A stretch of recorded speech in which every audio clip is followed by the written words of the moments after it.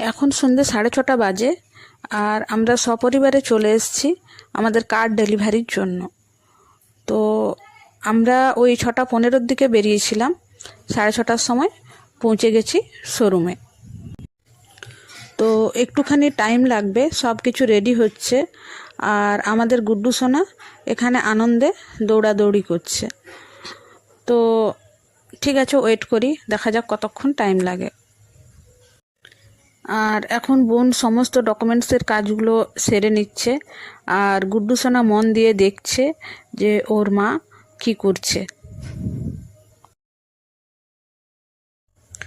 তো ডকুমেন্টসের কাজগুলো সারতে সারতে বেশ কিছুটা সময় লাগলো। এরপর এই সমস্ত কিছু সাজানো গোছানো হলো আর আমাদের গুড্ডু সোনা এখন রেডি হয়ে গেছে কেক কাটার জন্য। তো কেক কাটার পর্ব শুরু হবে।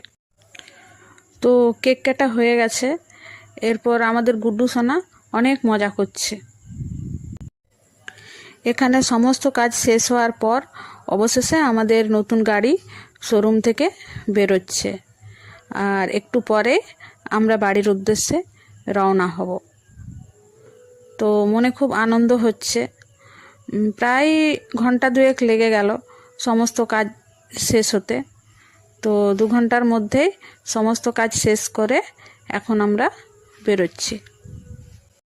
তো এরপর আমরা চলে গেলাম পেট্রোল পাম্পে আর এখানে বেশ অনেকক্ষণ সময় লেগে গেল। ওদের একটু সমস্যা ছিল, তার জন্য অনেকটা সময় আমাদের এখানে ওয়েট করতে হলো। তো যাক, কাজটা মিটে গেছে, এখন আমরা বাড়ির উদ্দেশ্যে রওনা হব। এরপর আমরা সপরিবারে নতুন গাড়িতে করে বাড়ির উদ্দেশ্যে রওনা হলাম।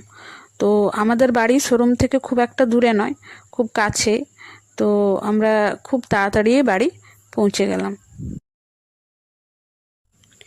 তো আমরা বাড়িতে পৌঁছে গেছি আর বাড়ি পৌঁছাতে পৌঁছাতে আমাদের প্রায় রাত্রি 9টা বেজে গেছে। তো এখন বাদ বাকি কাজ সেরে ফেলব।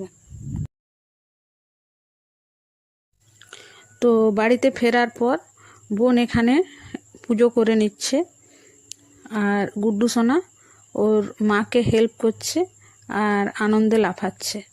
তো আজকের মতো এটুকু পর্যন্তই, দেখা হবে পরবর্তী আবার নতুন কোনো ভিডিওতে।